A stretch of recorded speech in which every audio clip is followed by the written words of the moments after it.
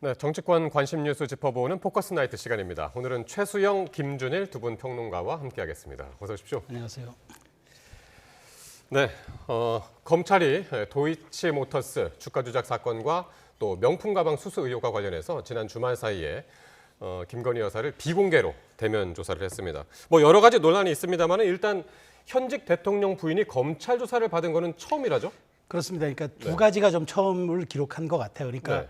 현직 대통령 부인으로서 검찰에 소환받은 것도 이제 처음이고, 그 다음에 나머지는 이제 2004년도에 이순자 씨가 이제 네. 사실 그때 전두환 전 대통령 비자금 사건으로 검찰에 출두한 사실이 예, 있고, 예. 그 다음에 2009년엔 권양숙 여사가 이른바 박연차 게이트 관련해서 김해 봉화마을과 가까운 그 부산지검에 이제 소환 조사 받은 바인데, 그때는 이미 전직 대통령의 배우자였고 현직 대통령의 배우자는 처음이고, 또 하나는 좀 당시와 다른 거는 두 사람은 참고인 신분이었는데 김건희 여사는 피의자 신분이라는 게 이제 두 가지가 좀 다른 측면이 있어요. 근데 지금 그렇군요. 야당에서 공격하는 지점들은, 그러니까 왜 이제 이렇게 방문 조사했느냐라는 측면은 네. 약간 좀 논란이 있을 수 있는 게, 이제 다른 그 사례들도 있고, 그다음에 실제 이렇게 지금 말하자면은 검찰청에 갈 수도 있었는데도 불구하고 가지 않았던 것을 마치 이제 이것을 이제 뭐 보안상의 이유를 용산이 되는 걸로 이렇게 얘기를 하는데, 실제로 그때 이제 2019년이었죠. 조국 법무장관이 재직할 당시에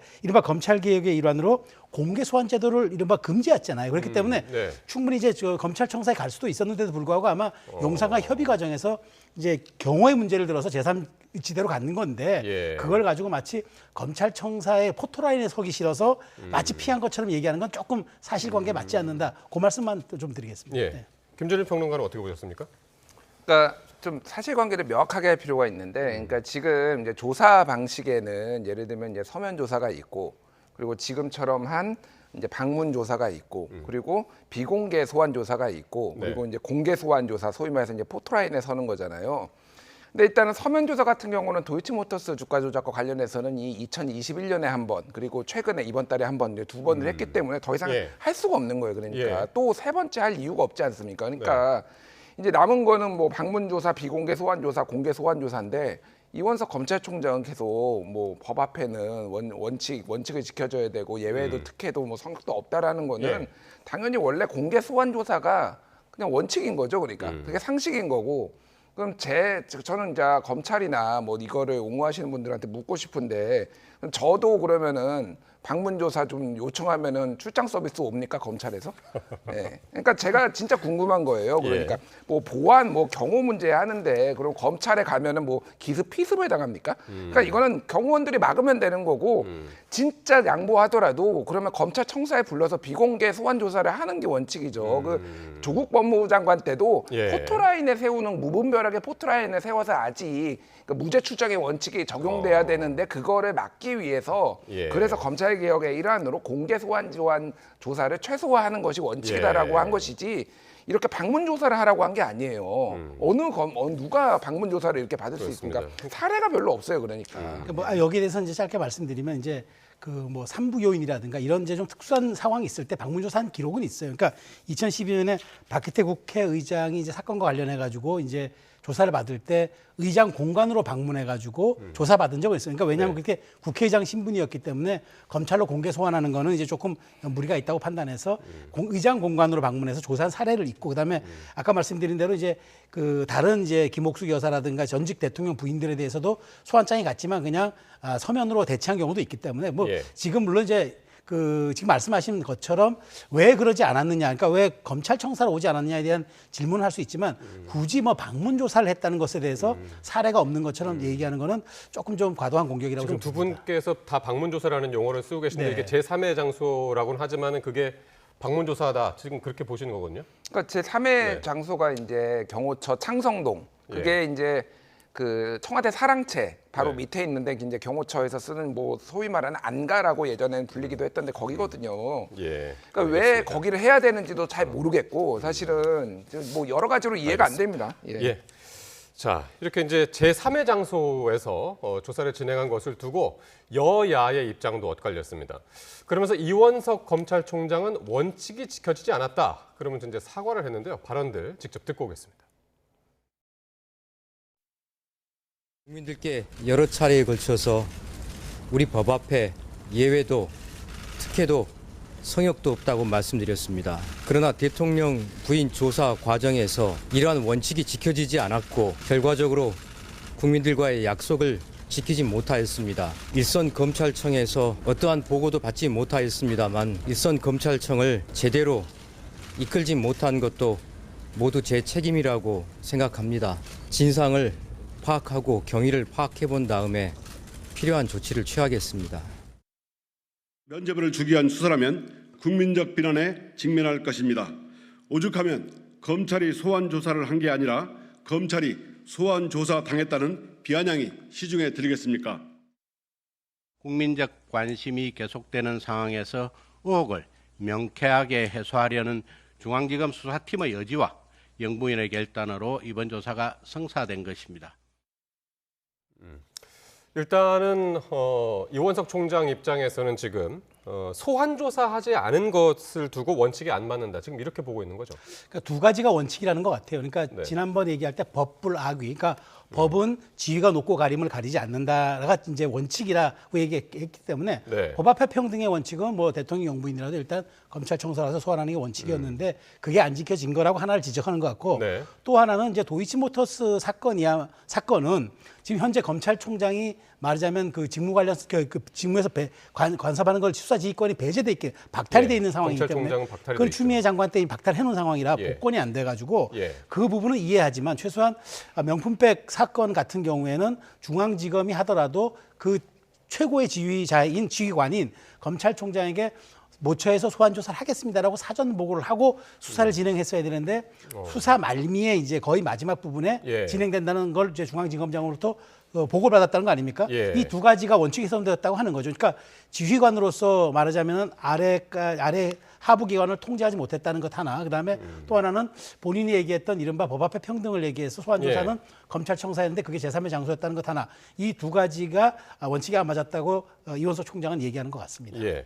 그러니까 이원석 총장한테 알리지 않았던 이유 중에 하나가 수사지휘권이 없기 때문에 검찰총장한테 알릴 수가 없었다라고 이제 얘기했는데 앞서서 우리가 전해드렸습니다마는 수사지휘권을 회복을 법무부에 요청했는데 그걸 거부당했다고 그런 소식이 들어왔네요. 그러니까 지금 검찰이 난장판이 됐어요. 지금 방금 전에 뜬 또 뭐 기사를 보면은 네. 지금 디올백 수사팀 검사가 지금 사표 내타라는 겁니다. 예, 검찰총장이 지금 진상조사라는 지시에 이제 반발을 해가지고 네. 야, 수사지휘권은 그냥 상식적으로 생각을 하면 됩니다. 추미애 장관, 법무부 장관이 그때 윤석열 검찰총장을 이 도이치모터스 주가 조작 수사에서 이제 배제를 한 거거든요. 왜 배제를 했냐면은 뭐 검찰총장의 부인을 수사하니까 네. 그러면 이해 충돌이 생기니까. 생기니까. 그러니까 다만 그거를 윤석열이라는 이렇게 사람으로 이제 박을 수는 없는 거죠. 그러니까 이름을 네. 명기할 수는 없으니까 검찰총장이라고 이제 얘기를 한 거죠. 그러니까. 그러면 이건 아주 상식적인 겁니다. 그러면 그 이후에 모든 검찰총장은 다 그러면 도이치모터스 주가 조작 수사에서 배제가 돼야 되는 건가요?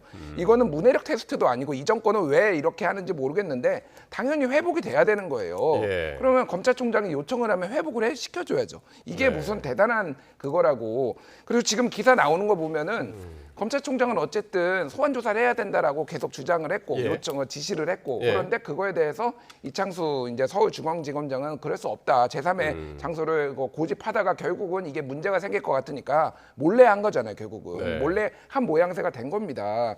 그러니까 이게 검찰총장 패싱인데 제가 다른 건 모르겠고 윤석열 지금 대통령께서 예. 본인이 검찰총장 때 본인이 검찰총장 패싱 당했다고 이를테면은 추미애 장관이 본인하고 인사 협의도 안 하고 패싱 당했다고 분노하고 정의와 공정과 정의의 화신처럼 그렇게 말씀하셨는데 본인이 사실상 지금 패싱한 거 아닌가? 물론 이게 대통령실에서는 검찰 내부의 일이다라고 거리를 두고 있지만은 이창수 중앙지검장이 미쳤습니까? 자기가 이거를 알아서 들이받게? 이거는 용산하고 교감이 있었다고 볼 수밖에 없는 거죠. 그러니까 국민들을 바보로 하는 거예요. 이 점은 조금 이제 물론 이제 그렇게 지적할 수는 있는데 예. 이건 하나 좀 짚고 넘어가야 될 것 같아요. 그러니까 그 검찰총장은 무조건 어쨌든 법 앞에 평등이니까 검찰청사대로 하는 게 맞다. 근데 정말 수사 지휘관인 이제 중앙지검장의 입장에서는 예. 시간을 자꾸 그러고 이제 9월 15일이면 이원석 총장도 퇴임하고 그다음에 바로 지금 그 야당의 지금 탄핵 청문회가 공세를 펼쳐나가고 있는 와중에 빨리 수사를 하지 않으면 어쨌든 그 검찰의 부담이 계속 있잖아요. 그렇다면은 절충안으로 제3의 장소에서 빨리 조사를 해서 어쨌든 이 실체적 진실을 밝히는 게 우선이다. 그러니까 조사를 어디서 했느냐보다 조사 내용과 실제로 검찰이 밝힐 수 있는 실체적 진실에 접근했느냐, 우리가 이걸 봐야 되는데 왜 자꾸 장소라는 얘기를 한단 말이죠. 그런 측면에서 저는 사전에 총장에게 보고 안 한 거는 질책받아야 마땅하지만 수사를 지휘하는 중앙지검장 입장에서는 어찌되었건 속도를 내고 실체적 진실을 규명하는 게 우선이다. 그래서 저는 이제 검찰이 이 내용을 가지고 어떻게 기소하느냐를 우리가 이제 봐야 되는 거지,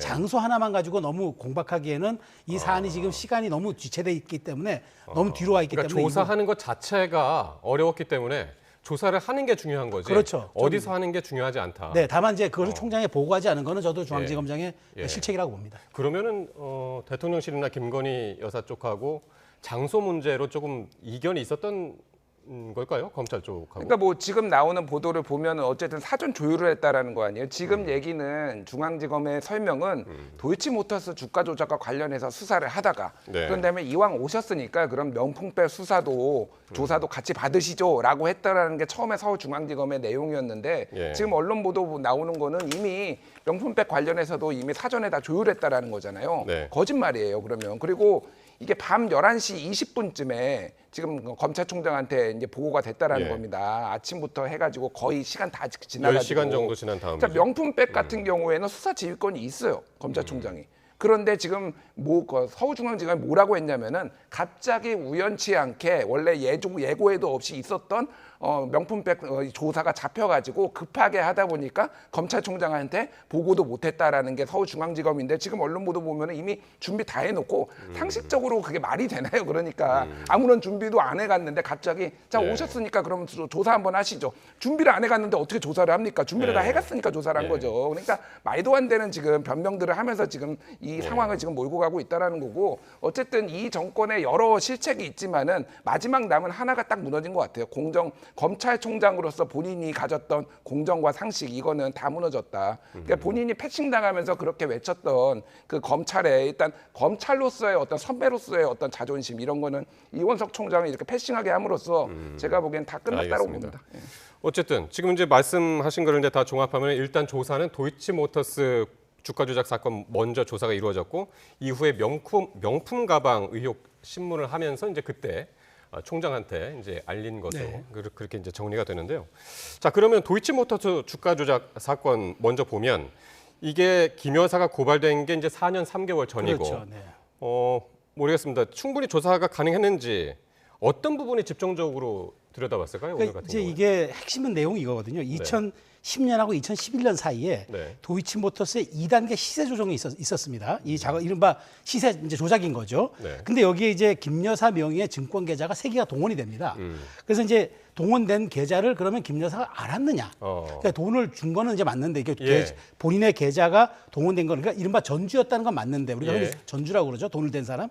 근데 이게 단순히 돈을 댔다는 것만 가지고는 범죄 혐의가 입증이 안 되고 사전에 알았는지 그래서 이 조종 세력과 사전에 교감이 있었는지 그다음에 내 계좌가 여기에 이용된다는 것 알고도 빌려줬는지 이렇다면 유죄가 되지만 유죄가 될 가능성이 높지만 단순히 이게 같다는 사실만으로는 유죄가 안 됩니다. 그래서 지금 1심에서도 다른 전주 한 사람이 무죄를 받아가지고 지금 2심에서는 다른 형태로 가고 있기 때문에 이른바 손모 씨라고 이제 나오는 사람인데요. 그렇기 때문에 저는 이제 이 부분을 아마 굉장히 집중적으로 이제 아마 검찰이 들여다봤을 것 같은데 근데 김 여사 입장에서는 나는 몰랐다는 것을 입증해냈겠죠. 그래서 저는 어쨌든 이 부분은 이제 검찰이 사실 이게 2020년 4월에 열린민주당이 고발하면서 시작된 사건이잖아요. 그래서 당시 이성윤 중앙지검장이 이 사건을 또 들여다도 봤는데 지금 국회의원이 됐죠. 그렇기 때문에 아마 이 부분에 집중된 것 같은데 어쨌든 여기에 대해서 알았느냐, 방조했느냐 이 부분이 아마 쟁점이 될 것 같습니다. 그러니까 도이치모터스 주가 조작 사건 관련해서 다른 사람들이 지금 어떻게 처분이 되고 있느냐를 보면은 조금 좁혀갈 수 있을 것 같은데 일단은 권오수 전 회장은 1심에서 징역 2년에 집행유예 2년을 선고받았고 조금 전에 말씀하신 그 전주라고 알려진 손모 씨 그 사람이 어떻게 처분이 되느냐에 따라서도 상당히 좀 좌우가 될 수 있을 것 같은데요. 그러니까 이것도 유례가 없는 일인데 네. 이게 도이치모터스 주가 조작과 관련해서 이렇게 여기 작년 2월에 이제 권오수 1심에서 유죄 나왔을 때 그때 판결문에 김건희라는 이름이 37번 나오고요. 그리고 김건희 계좌로 48번을 주가 조작을 했다라고 합니다. 그러니까 제가 말하는 거는 판단을 해야죠. 그럼 검찰이. 네. 왜 1심이 끝났는데도 판단을 안 하고 왜 2심까지 기다리죠? 제가 이런 사례를 대한민국에서 본 적이 없어요. 기소를 하려면 같이 기소를 하고 예. 만약에 무혐의면 불기소를 하면 되는 거 아닙니까? 왜 이거를 2심을 끝까지 지켜보죠? 그러니까 예. 이거는 시간 끌기로밖에 보일 수가 없는 거고 그러니까 뭐 전주가 어떻게 나오는지는 모르겠습니다. 판결이 어떻게 나오는지는 모르겠습니다만은 전주가 만약에 무죄고 그냥 김건희 여사도 그때 전주 중에서 일부는 무죄가 예. 나온 사람도 있어요. 예, 그러면 같이 예, 그때 예. 기소를 해가지고 무죄를 나오게 하든지 아니면 아예 그냥 불기소를 하든지. 그러니까 이거는 눈치보기라고밖에 볼 수가 없는 거죠. 그래서 이렇게 오랫동안 이 상황을 지금 질질질 끌고 있는 것도 검찰의 치욕인데 이거를 지금 가서 방문조사 친절하게 가서 방문조사하고 5시간 했거든요. 지금 조사를. 지금 언론 보도에 따르면은 오후 1시 30분부터 6시 30분까지 5시간 동안 도이치모터스 주가 조작했다라는 거예요. 예. 조사를 했다라는 거예요. 이 사건을 5시간 만에 끝낼 수 있을까요? 저도 뭐 여러 이제 국민의힘에서 저를 고발한 게 있어가지고 제가 경찰 조사를 받은 적이 있는데요. 예, 최근에 받았습니다. 예. 그냥 아주 단순한 사건인데도 한 10시간 걸립니다. 제가 3번 갔어요. 이거 5시간이라고 하는 거는 그냥 아무것도 사실관계를 확인도 안 했다라는 거예요. 제가 그러니까 이거는 그냥 알겠습니다. 면죄부족이다. 제가 보기엔 그렇게 보입니다. 어쨌든 9월 항소심 결과가 다른 주가 조작에 관여된 사람들 항소심 결과가 어떻게 되느냐를 한번 보는 것도 중요하고 사실 그 전에 처분이 내려질 수도 있고요. 김건희 여사 관련해서. 그러니까 저도 이제 짧게 말씀드리면 이제 네. 여기에 대해서 이제 검찰이 어떤 식으로든 뭐 그 기소 여부와 공소장 여부를 판단할 거 아니겠습니까? 뭐 그걸 봐야겠죠. 그래야지 이제 우리 김평론가께서는 이제 시간 총량을 얘기하는데 글쎄 모르겠습니다. 그것은 제가 보기에 검찰이 허술하게 수사를 했다 그러면 나중에 다 기록으로 남을 테고 검찰이 우리가 그러잖아요. 기자는 기사로 얘기하고 검사는 공소장으로 얘기한다 했으니까 그 내용을 보면 될 일인데 너무 시간만 가지고 좀 예단하기엔 조금 무리가 있다고 어쨌든 생각합니다. 김 여사 쪽에서 이달 초에 70쪽 분량의 네. 이제 서면 조사 기초 자료가 답변을, 갔으니까요. 예, 네. 냈다고 그랬으니까 네. 거기에 기초해서 이번에 이제 대면 조사를 한 게 아닌가 그렇게도 생각이 됩니다. 자, 국민의힘 전당대회로 한번 가보죠. 국민의힘 전당대회가 이제 바로 내일입니다. 하루 앞으로 다가왔는데 오늘 최종 투표율이 나왔는데 48.51%로 집계가 됐고요. 이게 지난 작년 전당대회보다 6.59%포인트가 하락했다고 그러네요. 이걸 어떻게 해석을 해야 될까요? 이건 영향을 좀 이번 전대가 네. 너무 네거티브화돼 있고 그다음에 비전과 어떤 그 정책보다는 서로 간에 말하자면 내부 권력 다툼으로 비춰진 게 조금 저는 그 영향을 끼쳤다고 보니까 지난번 38 전대는 뭐냐면 윤석열 대통령이 취임하고 딱 10개월 만에 지러진 선거였습니다. 그러니까 전당대회였습니다. 그러다 보니까 아무리 당원들이 민주당도 의석수가 많고 윤 대통령은 소수 야당을 정치를 해야 되니까 우리가 그러면 친윤 후보를 밀어줌으로써 좀 네. 당정 일체를 해주자. 그래서 투표율이 조금 높았다고 봐요. 그래서 좀 조직적으로. 그래서 55%까지 간 거고 네. 그때는 또 여론조사도 없었어요. 무조건 당원 100%였으니까. 그러네요. 그래서 55까지 갔는데 이번은 그러니까 여론조사 20을 또 우리가 여기에 또 넣어야 돼서 총 합을 보는 거거든요. 예. 보다 보니까 이제 48.51로 지난번보다 한 7% 가까이 낮아졌는데 두 가지가 좀 동인이 됐다고 봐요. 하나는 그 보수층들의 그 참여 열기가 좀 떨어졌던 점, 그다음에 과도한 네거티브가 조금 말하자면은 참여 열기에 대해서 조금 흥행에 조금 악영향을 끼쳤는데 그럼에도 불구하고 사실 84만 명 가운데 거의 절반 가까이가 지금 투표에 참여한 거 아닙니까? 그렇다면 이걸 과연 낮은 것으로 봐야 되느냐? 그 부분이 조금 그러니까 이제 지난해가 또 유독 좀 높았다고 높았다고 좀 보는 거죠. 얘기를 하더라고요. 다만 여기서 이제 한동훈 후보가 예. 투표율 65%를 해달라고 캠페인을 했단 말이에요. 그러니까요. 그러다 보니까 사람들이 기대치가 60은 넘어야 되는 거 아니야? 하다 보니까 좀 낮아 보이는데 상대적으로 예, 저는 이 정도는 알겠습니다. 낮았다고 좀 보기 어렵다고 봅니다. 예. 자, 당권 주자들은 막판 표심 잡기에 나섰습니다. 무엇보다도 한동훈 후보의 이른바 공소 취소 요청 발언이 막판 쟁점이 되고 있는데요. 발언들 직접 듣고 오겠습니다. 패스트트랙 논란 이후에 일부 당원들이 좀 고개를 갸웃하는 부분도 있었겠지만 그것이 대세를 바꿀 만한 수준은 아니라고 생각하고 있습니다. 우리 당원들께서 한동훈 후보에 대한 그 막연한 환상, 기대 이런 것이 많이 깨지신 것 같습니다. 실질적으로 마지막에 그 공소 취소 부탁을 제가 했다고 이 언론에다 말씀하신 것, 저는 청탁이라고 굉장히 우리 당원들 마음을 좀 아프게 한 사건이었고요. 진지한 토론과 차별성이 많이 보여졌기 때문에 당원들이 진지한 선택을 하는데 의미 있는 그런 시간이 됐고요. 나경원 후보한테 한동훈 후보가 인간적인 사과가 필요한 대목이에요. 그게 나경원 후보 개인만의 일은 결코 아닙니다. 그러니까 한동훈 후보 측은 1차 과반 득표에 문제가 없다라고 이제 그러고 있고 나머지 후보들은 판세 바뀌었다. 그렇게 이야기하고 있는데 어떻게 보십니까? 마지막에 이 공소 취소 문제, 이게 좀 당심에 영향이 있을까요? 저는 약간은 영향을 줬을 거라고 봐요. 약간은 줬는데 이게 소위 말하는 이제 어대한이라는 큰 이제 그 한동훈 대표 요 대세론에 대해서는 조금 꺾을 정도는 아니다 이렇게 봅니다. 이게 그러니까 아까 전에 그 최승 평론가님께서 말씀하셨는데 투표율이 이게 낮은 게 아니에요. 그러니까 왜냐하면은 예전에 1차 전당대회 이준석 그때는 코로나 영향이 있었는데 그때는 36%였거든요. 그러니까 그리고 2차 뭐 이제 대선 윤석열 대선 후보 뽑을 때는 63이었지만 그건 아주 이례적인 거고. 그러니까 2차에도 45% 정도면은 이게 점점 그러니까 당원들의 참여 열기가 높아지는 거는 맞는데 지금 이번이 48이면은 예전하고 비교했을 때 낮은 게 아닙니다. 그러니까 뭐 이제 당대표를 뽑는 거에는 역대 두 번째로 지금 높다라고 보면은 지난번에보다 낮아진 이유가 그러면 원인을 이를테면은 뭐 이런 치열한 네거티브 뭐 소위 말하는 막장 드라마 같은 이런 전당대회 때문에 투표율이 낮아진 것인가? 저는 그렇게 보지 않아요. 그러니까 왜냐하면 관심 있는 사람들은 흥미롭게 봅니다. 재밌게 보지 않아요. 저도 재밌게 봤어요. 그러면은 선택을 하면 되는 거죠. 누가 더 배제해야 될 후보인가 이렇게 선택을 했을 거고 이번에는 제가 보기에는 조직적인 당원들이 좀 그러니까 당원의 조직된 표가 좀 덜한 것 같아요. 그러니까 제가 이거 국민의힘의 얘기를 들어봐도 지난번에는 어쨌든 완벽하게 김기현 후보를 밀어야 된다라는 전체적인 그 영남권의 분위기가 있었어요. 그리고 공천을 받아야 되니까 당원들을 열심히 모았습니다.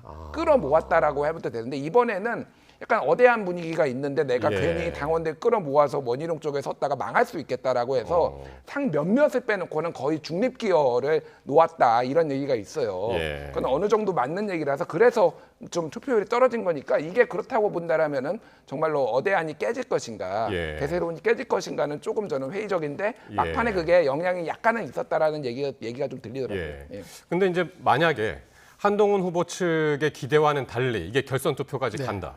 그러면은 그날 바로 하는 게 아니라 내일이 전당대회지만 5일 있다가 하는 거잖아요. 28일에 결선 하는 투표는 28일에 하는 거잖아요. 그 변수도 좀 있지 않을까요? 상당히 변수죠. 저는 그래서 저도 이제 사실은 한동훈 후보가 어대한이었고 뭐 거의 추세였다는 거에 대해서는 저도 동의합니다. 그런데 중요한 건 이 막판에 공소 취소 이 논란이 왜 컸냐면은 사실은 그 나경원 후보의 지지와 원희룡 후보의 지지가 약간 이질적이었는데 이게 동질화될 수 있는 모티브를 제공한 거예요. 그러니까 이제 말하자면 결선 투표가 되더라도 나경원을 지지했던 표와 원희룡을 지지했던 표가 과연 화학적 결합이 되겠는가 이런 생각이 있었는데 화학적 결합이 될 수 있는 말하자면 동인을 제공한 거예요. 그러니까 이게 변수가 되는 거죠. 그렇다 보니까 저는 이제 누가 2등을 하느냐에 따라서 닷새 간에 또 다른 캠페인의 기간이 있어요. 그런데 여기에 우리가 냉정하게 얘기해서 그러면 여권 주류들이 개입 안 할까요? 정말 시장 논리에 맡겨서 2차 결선 투표 간다고 할까요? 아마 굉장한 또 하나의 합종 연행을 모색하고 그다음에 뭔가 여권 주류가 개입하려는 그런 움직임이 있을 겁니다. 그렇다 그러면은 이 과정 자체가 닷새는 정말 긴 거죠. 제가 보기에 이런 정말 결선 투표를 앞두고 닷새 간의 캠페인에 저는 대단히 물밑으로 굉장한 합종연행이 있을 것 같아서 그거는 제가 변수로 봐야 할 것 같다는 생각이 듭니다. 오히려 그런 면에서는 상당히 긴 시간이 되겠네요. 네, 그렇습니다. 네, 알겠습니다. 자, 그럼 민주당 전당대회 얘기로 넘어가 볼 텐데요. 민주당에서는 이재명 후보가 1, 2, 3, 4차 지역순회 경선에서 누적 득표율이 무려 91.7%를 기록하면서 독주 상황이 이어지고 있습니다. 사실상 뭐 연임이 확정됐다. 그래서 확대명 뭐 이런 얘기들도 나오더군요. 뭐 나오기 전부터 확정됐죠. 뭐 새삼스럽게 그걸 확인할 필요는 없을 것 같고.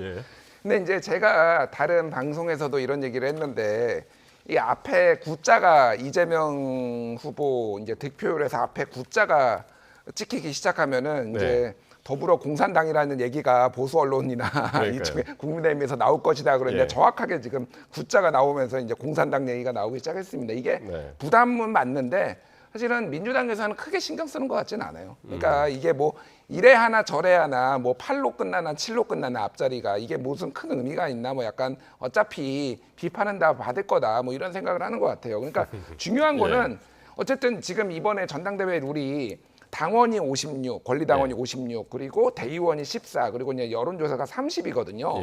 여론조사 30까지 들어가면은 이거보다는 훨씬 낮아질 겁니다. 저는 80% 초중반, 중반 정도로 이제 예상을 하는데, 그러면 이제 뭐 김두관 후보 한 15%, 그리고 뭐 김지수 후보 뭐 3에서 5% 뭐 요 정도 이제 받고 이런 식으로 되지 않을까 그렇게 전망은 해요. 근데 지금 어쨌든 순회를 하면서 받는 그렇게 구자가 계속 나오면은 그러니까 공산당 얘기는 끊이지 않을 거라 그렇게 생각을 합니다. 예. 최 평론가님은 어떻게 예상하세요? 그러니까 저는 그 뭐 비슷한 맥락인데 다만 이건 있어요. 그러니까 이걸 모르고 김두관 후보가 나왔을까? 저는 알았을 거예요. 그리고 이제 캠페인하면서도 지금 다른 얘기는 잘 그 과도한 공격은 안 해요. 물론 사법 리스크 잠깐 얘기하지만 집요하게 공격 안 합니다. 그러면서 얘기하는 건 오히려 종부세 같이 말하자면 민주당의 정통성, 이른바 적통성 이 두 가지. 그러니까 정통과 적통을 내가 갖고 있다. 사실은 김두관 그 이재명 후보는 사실은 어찌 보면은 약간 이종교배된 이제 정치인이지 그 민주당의 적통성 내가 갖고 있다. 이게 뭐 중요한 게 뭐냐면 만일 10월달에 지금 이재명 후보가 사법 리스크가 지금 1심 판결이 공직선거법하고 그다음에 유진교사 두 개 다 10월에 나온다는 거잖아요. 그러면 이제 물론 이제 거기서 그 유죄가 바로 유죄를 의미하는 건 아니지만 어쨌든 굉장히 타격이 될 거예요. 그랬을 경우에 당 내부로부터 포스트 이재명에 대한 얘기들이 나올 겁니다. 조심스럽게. 그때 김두관 후보는 그걸 지금 노리고 제가 보기에 이게 캠페인을 전개하고 있는 거고 또 하나 이제 김부겸 후보 같은 경우도 지금 아마 숨죽여 보고 있을 거예요. 그렇기 때문에 지금 말하자면 김두관 후보 같은 경우에는 오히려 과도한 네거티브 캠페인보다는 내가 적통성과 정통성을 갖고 있다는 그걸 집요하게 아마 공격할까 이거 내세울 겁니다. 집단 쓰레기라는 표현이 등장했어요. 했다가 이제 바로 취소했다, 걷어들였다. 그러니까 제가 뭐 이런 거죠. 그렇게 하면 슬쩍 치고 빠지는 거죠. 그러니까 그 사실 거기에 대해서 강성 지지층에 대해서 그런 식으로 하면 안 됩니다라고 얘기했다가 또 슬쩍 빠져주는 이걸 통해서 이제 본인도 선거운동 해야 될 거 아닙니까? 그런데 사실은 아마 그 이재명 대표의 리더십의 균열이 왔을 때 그 다음을 노리는 게 김두관 후보의 전략인 것 같아요. 치고 빠졌다는 건 의도적으로 한번 쳤다라는. 그걸 모르고 했겠습니까, 정치인이? 예.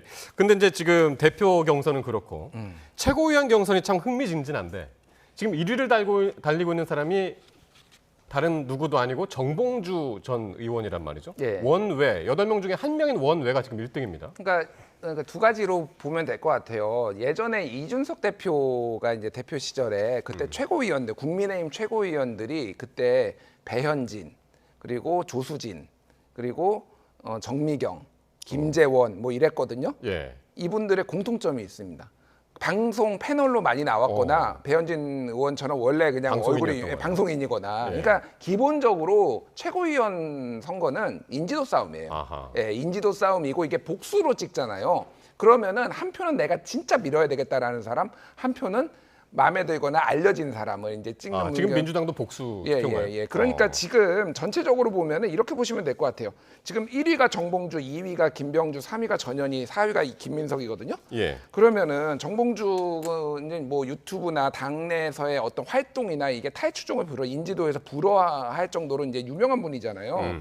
김병주 의원은 최근에 정신 나간 국민의힘 이 발언으로 굉장히 큰 점수를 따셨고 전현희 의원은 국민권익위부터 약간 서사가 있잖아요. 계속 탄압받은 서사. 김민석 의원은 원래 유명하고. 그러니까 사실은 강선우 의원이나 한준호 의원이나 이런 분들이 하위권이거든요. 민영배 의원도 마찬가지고. 이재명 대표가 당대표 출마 선언을 했을 때 뒤에 서 있었던 게 강선우, 한준호, 김민석이었어요. 근데 사실은 시그널이 같지만은 오히려 그분들이 하위에 있다라는 거는 이게 반드시 친명을 뽑는 게 아니다라는 거예요. 뭐냐면은 그러니까 윤석열 정부하고 제일 잘 싸울 것 같은 사람을 지금 뽑는 순서대로 보시면 될 것 같아요. 인지도에다가. 그러니까 정봉주 의원이 화력이 있다라고 당원들은 판단한 겁니다. 근데 여기서 이제 하나 짚고 넘어가야 될 건 하나 있죠. 이렇게 5명이 다 뽑혀버리면은 이거는 이제 말하자면은 다양성의 지도부가 아니고 이재명 후보의 대선 기획단이죠. 그러니까 지금 차량에 탑승해서 이재명 유튜브에 한번 나오게 해달라고 계속 얘기하고 또 이재명 대표 선별적으로 이렇게 좀 해주는 것 아닙니까? 그래서 이제 그 장면을 보려고 지금 그러는데요. 당내에서 지금 초반이긴 하지만은 최고위원 분위기가 예상과 다르게 전개가 되니까 당황해하는 그런 분위기도 감지가 되고 있습니다. 이재명, 김민석 두 사람의 목소리가 오늘 화제가 됐는데 한번 들어보겠습니다. 대표님이 아까 김민석 왜 이렇게 표가 안 나와 이래가지고 그게 찍혀버렸어. 그게 찍혔어요. 제 입장에서는 대선거도 하시더라고. 실제로 본인 선거를 못해가지고 또 결과가 잘못되면 좀 그래서 부담이 크죠. 지금 제주보다 더 떨어진 거죠. 그렇죠. 난좀 이해가 안 되더라고. 예, 김민석이 왜 이렇게 표가 안 나와? 이 한마디 했다는 거 가지고 이제 이야기가 시작이 됐는데 네. 어쨌든 차에 같이 탄 거 자체가 메시지인 것 같습니다. 그 뭐 이재명 대표 측 얘기를 들어보면은 네. 저 이재명 TV에 나오는 게 다 나오게 하려고 한대요. 아. 뭐 그런 얘기는 있습니다. 제가 예, 그거는 예, 제가 예. 다 확인하지 않고 아직 다 나온 건 아닌데 불공정 논란이 있으니까 다 나오는데 그러게요. 이거는 약간 문제가 있는 게 이게 경선이 순차적으로 진행이 되는데 그러면 언제 나오느냐, 뭐 뒤에 나오느냐, 앞에 나오느냐에 따라서 유불리도 있는 거예요. 사실은 그러네. 시작하기 전에 뭐 한 번씩 다 나왔으면 모르겠는데, 그러니까 예. 김민석 의원이 지금 예상보다 그러니까 여기에서는 가장 중량감 있는 인사잖아요. 그러니까 그렇죠. 사선 인지도도, 의원이죠. 예, 사선 의원이고 네. 그러니까 예상보다 표가 안 나오는 건데 제가 아까 전에 말씀드렸듯이 지금 전투력을 보는 것 같아요, 진짜로. 예, 김병주 의원도 국방위에서 지금 최근에 굉장히 많은 일들이 있잖아요. 네. 그러니까 그런 것들을 이제 보는 것 같아서 그러니까 당원들이 반드시 친명이라고 네. 이거를 찍어주는 게 아니라는 거고 제가 존경하는 최성평론가께서 이게 대선기획단이다 이렇게 말씀하셨는데 누가 들어가든 대선기획단이 아니겠습니까? 이거는 별로 큰 의미 없는 지적이다. 저는 뭐 그렇게 말씀드립니다. 저도 짧게 말씀드리면 네네. 여기 이제 의문의 일패를 당한 분이 저는 김민석이 아니라 민영배라고 봐요. 사실은 민영배 의원 같은 경우가 굉장히 그 수원지법 출두할 때 옆에도 쓰고 네. 정말 이재명 대표의 호위무사처럼 했고 그러니까요. 광주에서는 또 굉장히 높은 득표를 기록했는데 지금 거의 하위권이에요. 그 예. 얘기는 뭐냐면 강선 의원도 마찬가지. 강선 의원도 마찬가지고 예. 저는 정봉주 의원의 약진을 조금 다르게 보는 게 이재명 대표가 되면 아마 중도 확장을 얘기할 겁니다. 그런데 정봉주 의원은 원외지만 최고위원 수석 최고위원이 되고 나면은 아마 탄핵을 본인 입으로 계속 얘기할 겁니다. 그러면서 이제 약간 그 투트랙으로 가는 것 같아 보이지만 실질적으로 모두 까기형 정치인이기 때문에 네. 저는 굉장히 좀 정봉주 의원이 후보가 수석 최고위원이 된다 그러면은 이재명 대표의 통제 밖으로 나갈 수도 있어서 그걸 한번 좀 지켜봐야 그러니까 되는 이게 거라고 봐요. 1등이 누구냐도 상당히 중요한 그러니까 거라. 근데 지금 수석이냐 아니냐가 중요한 근데 지금 거잖아요. 추세로 보면은 정봉주 후보가 되는 게 거의 뭐 확실한 듯한 느낌입니다. 알겠습니다. 사실 그러니까 민주당 전당대회는 아직도 이제 한 달을 조금 안 남아가지고 아직도 이제 다음 달 이야기라. 근데 어쨌든 내일 국민의힘 전당대회가 어떻게 되는지 함께 지켜보도록 하겠습니다. 지금까지 최수영, 김준일 두 분 평론가와 함께했습니다. 고맙습니다.